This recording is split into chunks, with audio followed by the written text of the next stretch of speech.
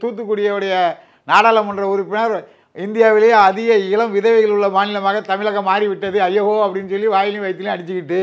ஆனால் இன்றைக்கி வந்து என்ன நிலைமை, 45,000 கோடி ரூபாய் வருமானம் இருந்த டாஸ்மார்க்கில் 50,000 கோடி ரூபாய் வருமானத்தை எப்படி ஈட்டுவது, இதுக்கு எப்படி ஹைடெக்காக பண்ணுறது, மக்களை எப்படி கவர்றது அப்படின்னு சொல்லி புது புது பிராண்டில் வீரன் சூரன் தீரன் சொல்லிக்கிட்டு புது புது பிராண்டில் உருவாக்கி தமிழக இளைஞர்களை மேலும் குடிக்கு அடிமையாக்கி அவர்களை கொஞ்சம் கொஞ்சமாக கொல்லக்கூடிய விஷ சாராயங்களை விற்பனை செய்து வருகிறது தமிழக அரசு. விஜய் வந்து குழப்பத்தின் உச்சக்கட்டத்தில் இருக்கார். அவருக்கு கொள்கை தலைவர் யார், வழிகாட்டி தலைவர் யார், அப்போ தாண்டி அவருடைய செயல்பாடு என்ன, அவர் வந்து மக்களோட மக்களாக ஏதாவது ஒரு போராட்ட காலத்தில் மக்களோட நின்றாரா? கமலஹாசன் வந்தார், என்ன பண்ணார், முதல்ல அந்த டிவியெல்லாம் அடித்து உடைச்சார் டார்ச் லைட் வச்சு. அப்புறம் அந்த டிவிக்குள்ளேயே போய் படுத்துக்கிட்டு எனக்கு ஒரு ராஜ்யசபா சீட்டு கொடுங்கன்னு சொல்லி உதயநிதி காலிலையும் ஸ்டாலின் காலிலையும் விழுந்து ஒரு சீட்டை வாங்கிட்டு ஒதுக்கிட்டார். விஜய் அவர்கள் எந்த மாதிரியான அரசியல் நிலைப்பாடு எடுப்பார், அவர் எப்படி போவார், இதெல்லாம் நம்ம பொறுத்து தானே பார்க்கணும். கூட்டம் அண்ணாமலை வந்து திட்டமிட்டு தவிர்க்கப்பட்டிருக்கான்னு சொல்றாங்க. ஸோ அதை பற்றி இல்லை, திட்டமிட்டு தவிர்க்கப்பட்டதெல்லாம் சொல்கிறது வந்து ஏற்றுக்க முடியாது. இப்போ அமித்ஷா அவர்கள் சென்னைக்கு வரும்போது அவருடைய காரில் அண்ணாமலை அவர்களை தான் ஏற்றிட்டு வந்தார், மாநில தலைவர் கூட ஏற்றிட்டு வரல. அதனால் அன்றைக்கி அன்றைய சூழலில் அவரால் அவரை போய் ரீச் பண்ண முடியாமல் இருந்திருக்கலாம், வேறு சில காரணங்கள் இருந்திருக்கலாம். அதற்காக சும்மா வந்து அவர் வந்து பிஜேபிக்கு எதிரானவர், அமித்ஷாவுக்கு எதிராகிட்டார், தனி கட்சி தொடங்குவார் அப்படின்னு சொல்கிறதெல்லாம் நம்ம பொறுத்திருந்து தான் பார்க்கணும். எதுவுமே சொல்லாமல் யூகத்தின் அடிப்படையில் நம்ம பேசுகிறது தவறு. அண்ணாமலைக்கு கொடுக்கப்படக்கூடிய முக்கியத்துவம் கொடுத்துருக்கு. இப்போ ஐயா வைகுண்ட விவகாரங்கள் கூட அண்ணாமலை அவர்கள் தான் முதல் எடுத்து அறிக்கையாக வெளியிட்டு ட்விட்டரில் போட்டு ஃபேஸ்புக்கில் போட்டு இந்த மாதிரி ஒரு பிரச்சனை இருக்குது, ஐயாவுடைய தொண்டர்கள் இதை மன்னிக்க மாட்டார்கள், ஐயா கோடிக்கணக்கான பக்தர்கள் இருக்காருன்னு சொல்லி முதல் வெளிச்சம் போட்டு காட்டுறது அண்ணாமலை அவர்கள் தான். அரசியலில் அண்ணாமலையுடைய அரசியலும் புறந்தள்ள முடியாது. அவர் வந்து அவருடைய அரசியலில் அவர் முதன்மையான இடத்தில் இருக்கிறார். திமுக ஆட்சிங்கிறது ஒட்டுமொத்த தமிழ் சமுதாயத்துக்கும் எதிரான ஆட்சி, தமிழர்களுக்கு எதிரான ஆட்சி, தமிழகத்தில் இருக்கக்கூடிய அனைத்து மக்களுக்கும் எதிரான ஆட்சி. எங்கே பார்த்தாலும் கொலை கொள்ளை கற்பழிப்பு பாலியல் வன்முறை இந்த மாதிரியான விஷயங்கள் தொடர்ந்து நடந்துகிட்ருக்கு. இவங்க ஆட்சிக்கு வர்றதுக்கு முன்னாடி என்ன பண்ணாங்க, வீட்டுக்கு முன்னாடி நின்று டாஸ்மார்க்கு மூடணும், டாஸ்மார்க் மதுபான கடைகளை மூடணும்னு சொல்லி ஐயா முதல்வர் ஸ்டாலின் உள்ளிட்ட அனைவரும் வீட்டுக்கு முன்னாடி போராட்டம் பண்ணாங்க. அவருடைய சகோதரி தூத்துக்குடியுடைய நாடாளுமன்ற உறுப்பினர் இந்தியாவிலேயே அதிக இளம் விதவைகள் உள்ள மாநிலமாக தமிழகம் மாறிவிட்டது ஐயோ அப்படின்னு சொல்லி வாயிலையும் வயிற்றுலையும் அடிச்சுக்கிட்டு. ஆனால் இன்றைக்கி வந்து என்ன நிலைமை, 45,000 கோடி ரூபாய் வருமானம் இருந்த டாஸ்மார்க்கில் 50,000 கோடி ரூபாய் வருமானத்தை எப்படி ஈட்டுவது, இதுக்கு எப்படி ஹைடெக்காக பண்ணுறது, மக்களை எப்படி கவர்றது அப்படின்னு சொல்லி புது புது பிராண்டில் வீரன் சூரன் தீரன் சொல்லிக்கிட்டு புது புது பிராண்டில் உருவாக்கி தமிழக இளைஞர்களை மேலும் குடிக்கு அடிமையாக்கி அவர்களை கொஞ்சம் கொஞ்சமாக கொல்லக்கூடிய விஷ சாராயங்களை விற்பனை செய்து வருகிறது தமிழக அரசு. விஜய் வந்து ஒரு நடிகர், தமிழ்நாட்டின் ஒரு மிகப்பெரிய நடிகர். சிவாஜி போன்று, டி ராஜேந்தர் போன்று, பாக்கியராஜ் போன்று அவர் தனியாக ஒரு அரசியல் கட்சி ஆரம்பிச்சிருக்கார். நடிகர் சரத்குமார், விஜயகாந்த் இந்த மாதிரி அந்த கமலஹாசன் வரிசையில் அவரும் ஒரு அரசியல் கட்சியை உருவாக்கியிருக்கார். ஏன் எம்ஜிஆர் பேரை சொல்லலாம், எம்ஜிஆர் வந்து திடீர்னு அரசியல் கட்சி ஆரம்பித்தவர் அல்ல. அவர் திமுகவில் சட்டமன்ற உறுப்பினராக இருந்தவர், திமுகவின் மிகப்பெரிய பதவியான பொருளாளர் பதவியில் இருந்தவர். அவர் வந்து அரசியல் மூலமாக அன்றைய காங்கிரஸ் கட்சியினுடைய ஆட்சி மாற்றத்திற்கு காரணமாக திகழ்ந்தவர் புரட்சி நடிகர் எம்ஜிஆர் அவர்கள். கண்டிப்பாக பாதகமாக இருக்காது, வளர்ச்சியாக தான் இருக்கும். ஏன்னா 20 நிமிஷம் பேசுகிறதுக்கு A4 சீட்டு 4-5 சீட்டை வச்சுக்கிட்டு பேசக்கூடிய ஒரு நடிகர் வந்து திரையில் வேணால் பெருசாக தெரியலாம். ஆனால் பொதுத்தளத்தில் பொது மேடையில் ஊடகங்களுக்கு மத்தியில் ஒரு பேப்பரை பார்த்து படித்து பேசக்கூடிய தலைவர் வந்து எப்படி மக்களை கவனத்தை ஈர்க்க முடியும், அவருடைய ரசிகர்கள் வாக்கு அவருக்கு கிடைக்கும் அப்படிங்கிற அடிப்படையில் ஒரு அரசியல் கட்சி தொகுதி அவருக்கு கட்சிக்கு கொள்கை ஏதாவது இருக்கான்னா இல்லை. வேட்பாளர் யாருன்னு கேட்டால் எல்லா தொகுதியிலும் விஜய், மதுரை மத்திய விஜய், மதுரை கிழக்கு விஜய், மதுரை மேற்கு விஜய், சேடப்பட்டி விஜய், சோழவந்தான் விஜய்னு சொல்லிட்டு இருக்காரு. அதே போல தான் பார்த்தீங்கன்னா சீமா அவர்களும் பார்த்தீங்கன்னா எல்லா தொகுதியிலும் அவர் தான் முன்னிலைப்படுத்திருக்காரு தவிர மற்ற ஆட்களை வந்து முன்னிலைப்படுத்தி பேசலையே. ஏங்க அவர் படித்தவர்கள் பண்பாளவர்கள் 117 தொகுதியில் பெண்களுக்கும் 117 தொகுதியில் ஆண்களுக்கும் சம உரிமையை கொடுத்தவர். நாடாளுமன்றத்தில் 20 தொகுதியில் பெண்களுக்கும் 20 தொகுதியில் நாடாளுக்கும் வாய்ப்புகளை கொடுத்தவர். கருத்து ரீதியாக தமிழ் தேசிய அரசியலில் எந்த சமரசமின்றி யாருடையும் கூட்டணி வைக்காமல் தனித்து பல முறை தேர்தலை சந்தித்து படிப்படியாக வளர்ந்து இன்றைக்கு வந்து இந்திய அரசியல் மட்டுமல்ல உலக அரசியலையே தனித்து போட்டியிட்டு ஒரு கட்சியை அரசு அங்கீகாரம் பெறுவதற்கு தேர்தல் ஆணைய அங்கீகாரம் பல அளவுக்கு வளர்த்து எடுத்திருக்கிறார். அவரையும் விஜயும் நீங்கள் ஈக்குவல் படுத்தி பேசுகிறதே தப்பு. விஜய் வந்து இப்போ புதுசாக வந்திருக்காரு. அவர் ஒரு கொள்கையை இது வரைக்கும் எடுத்து வைக்கல. அவருக்கு மக்கள் செல்வாக்கு இருக்கா இல்லையா, இல்லை நாளைக்கு கமலஹாசன் மாதிரி திமுகவில் போய் ஒரு ராஜ்யசபாவை வாங்கிக்கிட்டு திமுகவில் போய் ஐக்கியமாகிடுவாரா, இல்லை வேறு அதிமுக ஐக்கியமாவாரா, எதுவுமே தெரியாது. அவர் ஒரு தேர்தலை சந்திக்கும் போது தான் அவருக்கு மக்கள் ஆதரவு எப்படி இருக்குது என்னன்னே தெரியும். அவரெல்லாம் சீமானுக்கு போட்டியாளர் என்று சொல்லுவதே ஒரு ஊடக அநீதி. சீமாவுக்குள்ளே பார்த்தீங்கன்னா முன்னுக்கு பின்னாடி பேசுவாங்க. அதாவது விஜய் ஃபஸ்ட்டு வருவதற்கு முன்னாடி பார்த்தீங்கன்னா விஜய் நான் வரவேற்கிறேன் அப்படின்னாப்புல. ஸோ வந்ததுக்கப்புறம் ஒரு நிலைப்பாடு வேறு மாதிரி இருந்துச்சு. இப்போ 2 மாடு நடந்ததுக்கப்புறம் பார்த்தீங்கன்னா சீமாவோட பேச்சு முன்னுக்கு பின் பண்ணா இருக்கு. அதாவது ஒருவர் அரசியலுக்கு வரும்போது அவரை வந்து வாழ்த்து சொல்கிறதும் வருக வருகின்னு வரவேற்கிறது இயல்பான ஒன்று. இது தமிழர்களுடைய பண்பாடு. அவர் வந்து தமிழ் தேசிய அரசியலை முன்னெடுத்திருந்தால் விஜய் அவர்களை அண்ணன் சீமான் அவர்கள் தீவிரமாக ஆதரித்திருப்பார். அவர் வந்து மக்களை ஏற்கனவே ஏமாற்றி 60 ஆண்டுகளுக்கு மேலே தமிழர்களுடைய தலையில் முளகாயத்து கொண்டிருக்கிற திராவிட அரசியலும் நான் எடுக்கிறேன், எனக்கு தமிழ் தேசியம் வேணும், திராவிட தேசியமும் வேணும்னு சொல்லிக்கிட்டு ஒரு ஏமாற்று அரசியலை செய்யும்போது தமிழ்நாட்டில் ஒரு தமிழருக்கான அரசியலை தம்பி செய்வார் என்று நம்பி ஏமாந்து போன அண்ணன் சீமான் அவர்கள் அவரை விமர்சனம் பண்ணுறாரு. அரசியல் ரீதியாக விமர்சனம் பண்ணுவது இயல்பு. அதே நேரத்தில் நடிகர் விஜயோட பிறந்தநாளுக்கு முதல் ஆளாக அண்ணன் சீமான் அவர்கள் தான் வாழ்த்து தெரிவிக்கிறார். அந்த அளவுக்கு ஒரு மாண்பு உள்ள தலைவர் சீமான் அவர்கள்.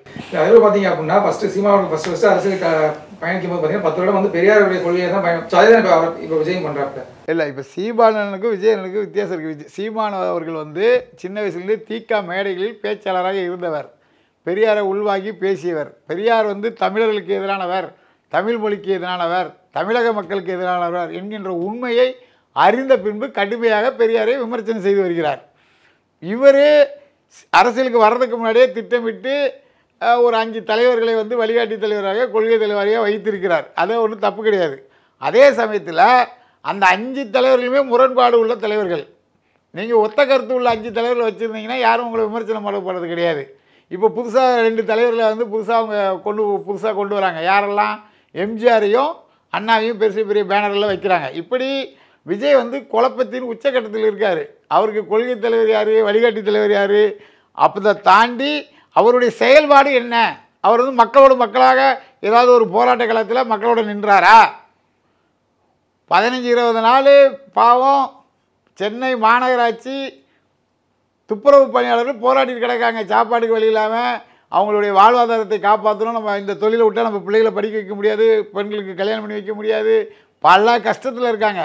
அவங்களுக்கு போய் நேரில் ஆறுதல் சொல்லி நான் உங்களோட இருக்கிறேன், இந்த திமுக அரசை கண்டிக்கிறேன், உங்களுக்கு கண்டிப்பாக பணி நிரந்தரம் பண்ணணும்னு சொல்கிறதுக்கு அவருக்கு திராணி இல்லை. மக்களை சந்திக்கிற திராணி விஜய்க்கு கிடையாது. ஆனால் தொடர்ந்து 4-5 நாட்கள் நேரடியாக களத்துக்கு சென்று அவர்களுக்கெல்லாம் உணவு கொடுத்து அவர்களுடைய வீட்டு பிள்ளையாக, அண்ணனுக்கு தம்பியாக, தம்பிக்கு அண்ணனாக, அம்மாவுக்கு மகனாக, தங்கச்சிக்கு அண்ணனாக, இப்படி அவர்களுடைய பாதிக்கப்பட்ட குடும்பத்தைச் சேர்ந்த ஒருவராக அண்ணன் சீமான் அவர்கள் களத்தில் நின்றார்கள். அந்த மாதிரியான தலைவர் அரசியலுக்கு ஜெயிப்பாரா? வீட்டுக்கு வர வச்சு நீ பாதிக்கப்பட்டுச்சா என் வீட்டுக்கு வான்னு சொல்லி என்ன நடந்துச்சு நான் உங்கள் கூட இருக்குன்னு சொல்லி ஒரு ஊடக அரசியல் டிவியில் சமூக வலைதளங்களில் வரணும், பேப்பரில் வரணுங்கிறதுக்காக அலுவலகத்துக்கு வர சொல்லி அவங்களுக்கு ஒரு ஆறுதல் சொல்கிற மாதிரி ஒரு ஃபோட்டோ எடுத்து 5 நிமிஷத்தில் அனுப்புகிற தலைவர் அரசியல்வாதியா? யார் வந்து மக்கள் விரும்புவார்கள், யார் மக்கள் ஏற்றுக்கொள்வார்கள்? இதெல்லாம் நம்ம வந்து பொறுத்து இருந்து பார்க்கலாம். இப்போ விஜய் அவர்கள் வந்து பார்த்தீங்கன்னா காமராஜ் உருவப்படத்தை வச்சு அவருடைய கொள்கை எப்படி போவேன்னு வச்சிருக்காப்புல. ஸோ சீமா எந்த இடத்துல பதிவு பண்ணலையே, காமராஜை பற்றி பேசுகிறதே தவிர. ஸோ இவர் வந்து பெரியாரை வச்சிருந்தாலும் அண்ணாவை வச்சிருந்தாலும் காமராஜும் ஒரு இதாக வச்சிருக்காரு, முன்னெடுத்து வச்சிருக்காரு விஜய். எந்த இடத்துலையும் வந்து சீமா அவர்கள் வைக்கலையே. அதாவது காமராஜர் ஐயாவை வழிகாட்டி தலைவராக விஜய் வைத்திருக்கிறார். நாங்கள் அதை வந்து வரவேற்கிறோம். விஜய் மட்டும் கிடையாது, தேமுதிக விஜயகாந்த் அவர்களும் அதற்கு முன்னாடி திருமாவளவன் அவர்களும் இந்த 3 கட்சியும் தான் காமராஜரை ஒரு முதன்மைப்படுத்தியிருக்கு. அதுக்கு வந்து அந்த விதத்தில் நாங்கள் வரவேற்கிறோம். அதே சமயத்தில் காமராஜருடைய அரசியல் கொள்கைகளை பின்பற்றி நடக்கிறார்களா, இல்லை போட்டால் மட்டும் போட்டுக்கிட்டு காமராஜருடைய தொண்டர்களை ஏமாத்துறாங்கிறதெல்லாம் நம்ம பார்க்கணும்.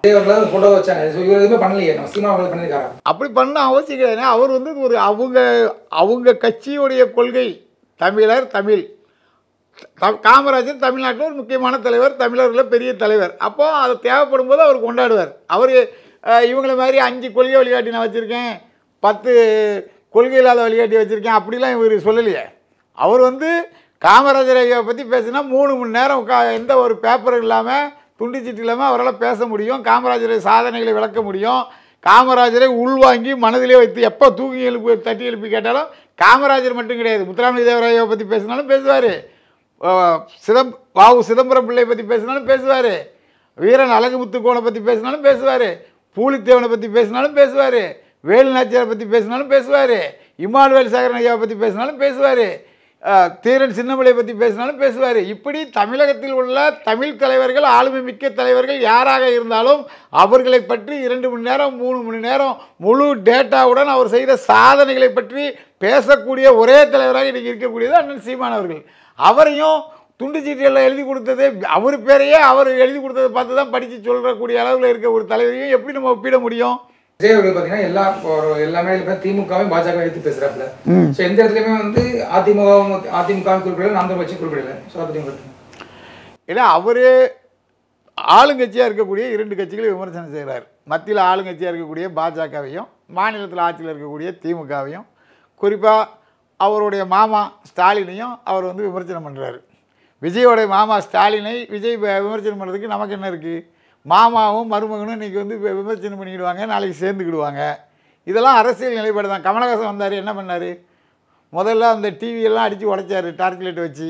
அப்புறம் அந்த டிவிக்குள்ளேயே போய் படுத்துக்கிட்டு எனக்கு ஒரு ராஜ்யசபா சீட்டு கொடுங்கன்னு சொல்லி உதயநிதி காலையும் ஸ்டாலின் காலையும் விழுந்து ஒரு சீட்டை வாங்கிட்டு ஒதுக்கிட்டார். விஜய் அவர்கள் எந்த மாதிரியான அரசியல் நிலைப்பாடு எடுப்பார், அவர் எப்படி போவார், இதெல்லாம் நம்ம பொறுத்து தானே பார்க்கணும். ஒரு தேர்தலை கூட சந்திக்காத விஜயை பற்றி நம்ம பேசிகிட்டு இருக்கிறதே அவர் ஒரு சினிமா பிரபலங்கிறதுனால தான். இப்போ பல்வேறு அரசியல் கட்சிகளும் புதிதாக தோன்றியிருக்கு. அந்த அரசியல் கட்சிகளுடைய கொள்கை என்ன, கோட்பாடு என்ன, அவங்க மீட்டிங் நடத்துகிறாங்களா நடத்தலையா, அவங்கள்ட்ட பணம் இருக்கா பணம் இல்லையா, அவங்க எவ்வளோ கஷ்டப்பட்டு கொள்கைக்காக நிற்கிறார்கள், அப்படி பல்வேறு கட்சிகள் தமிழ்நாட்டில் உதயம் இருக்குது. அந்த கட்சிகளை பற்றியோ இல்லை அந்த கட்சிகளுடைய தலைவர்களை பற்றியோ ஒரு அறிக்கையாவது பேப்பர்லேயோ இல்லை யூடியூப் போன சேனல்லையோ வருதா? ஒன்றுமே வரல. இவர் ஒரு பெரிய பிரபலம், அவரை பற்றி பேசுனா வியூவர்ஸ் பார்ப்பாங்க, அவரை பற்றி பேசுனா ஏதோ ஒரு வகையில் நம்ம பயனடையலாங்கிற அடிப்படையில் தேவையில்லாமல் விஜய் போன்ற நடிகர்களை பற்றி நம்ம பேசிகிட்டு இருக்கோம். தமிழ்நாடு வந்து இன்றைக்கி எப்படி இருக்குது அப்படின்னா, வேலை வாய்ப்பு கிடையாது, சட்ட ஒழுங்கு பிரச்சனையில் முதன்மையான இடத்துல இருக்குது, எங்கே பார்த்தாலும் களவு கற்பழிப்பு, செய்தித்தாளை திறந்தால் எல்லாம் இதுதான் வந்துட்டுருக்கு. அதிகமான கொலை கொள்ளைகள் நடக்கக்கூடிய முதன்மை மாநிலமாக தமிழகம் மாறிவிட்டது. அதற்கு காரணம் இந்த டாஸ்மாக் மதுபான வியாபாரம். இதை மூடுவேன்னு சொல்லி ஆட்சிக்கு வந்த ஐயா மு.க. ஸ்டாலின் அவர்கள் 4 வருஷமாகி இது வரைக்கும் மூடலை. அதே மாதிரி தமிழ்நாட்டில் மாவட்ட ஆட்சியர் வந்து குறைந்திருக்கும் நாள்னு சொல்லி திங்கக்கிழமை தோறும் அவங்க மனுக்கள் வாங்கி பண்ணிகிட்ருக்காங்க. ஆனால் இவங்க திடீர்னு பண்ணி சொல்லி ஆட்சிக்கு வந்து 4 வருஷம் கழித்து விளம்பரத்திற்காக உங்களோட ஸ்டாலின் சொல்லி ரோடாக தெருவாக டிஜிட்டல் பேனர்கள், போஸ்டர்கள், பேப்பர் விளம்பரம், டிவியில் விளம்பரம், எதை திறந்தாலும் உங்களோட ஸ்டாலின் சொல்லி அவங்க தேர்தலுக்கு விளம்பரம் தேடுற மாதிரி மனுக்களை வாங்குறேன்னு சொல்லிக்கிட்டு மனுக்களை வாங்கி கொண்டு போய் ஆற்றுல போட்டுடுறாங்க. கேட்டால் நாங்கள் நடவடிக்கை எடுத்ததெல்லாம் ஆற்றுல போட்டுருன்னு சொல்கிறாங்க. இதுதான் இவங்களுடைய ஆட்சி. அதனால் மக்களுக்கு வந்து தெளிவாக இருக்காங்க. நாடார் சமுதாயத்திற்கு மட்டுமல்ல, ஒட்டுமொத்த தமிழ் சமுதாயத்திற்கும் எதிரான ஆட்சியாக இந்த திமுக ஆட்சி விளங்குகிறது. அதை மாற்றுவதற்கு மக்கள் தயாராகி விட்டார்கள். அது 2026 தெளிவான ஒரு முடிவு எடுப்பார்கள் அப்படின்னு நம்ம நம்புவோம்.